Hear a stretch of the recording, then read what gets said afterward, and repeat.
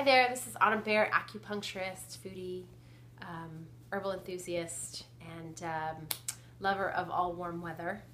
Today I want to talk a little bit about Yin and Yang. And everybody knows what the symbol looks like. It's super popular. It's been around for all eternity.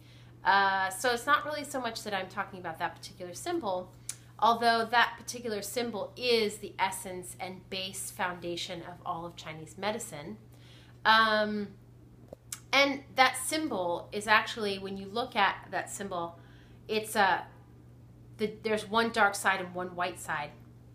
And the white side contains one piece of dark, and the dark side contains one piece of white. And the idea is that there's no division between things in life. But yin and yang is really about how things connect together and how we flow, and that there is nothing that is outside of us that we don't have inside of us, and vice versa.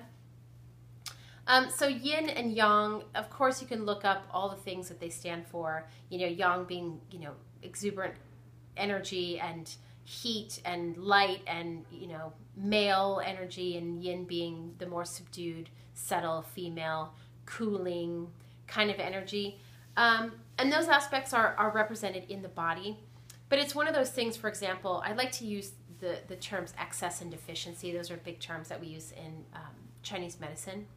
And in life, let's talk about excess, right? Because we all love to be excess, right? So we have excess sugar, excess alcohol, excess whatever, right? So in the body, when we consume an excess of something, for example, we'll take sugar.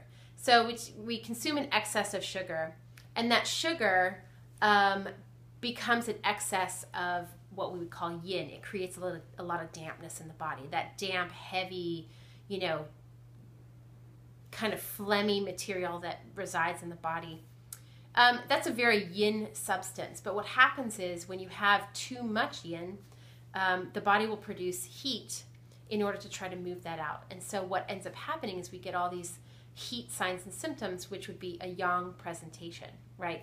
So yin and yang are ultimately intertwined because we can't have one without the other. And they really are kind of a cause and effect in some ways. So when we have an excess of yin, we're often going to create some sort of a yang condition. If we have an excess of yang, we can deplete the body's resources and have a yin condition. And, really within life, we have this kind of like microcosm, macrocosm concept that, our little microcosm, the people we are, can affect the greater world that we live in. And there's nothing that we do that doesn't affect the greater population, and vice versa. Anybody who lives in New York City, you have one grumpy passenger on a crowded subway and everybody's miserable. Not that we need to use misery as our example. But the concept remains, yin and yang is the interconnectedness of excess and deficiency, of microcosm and macrocosm. It is the big and the small, the, heavy and light, any of those opposing forces. You really can't have that opposition without a little containment of each element within the other. And that's what creates that flow of life, right? There is no stop, there is no start, there's really no beginning and end. It's just this constant flow, and the real seek and desire to find equilibrium between the two. And I think that's what yin and yang kind of creates. When you find balance, you find health, you find longevity, you find happiness in some way or another.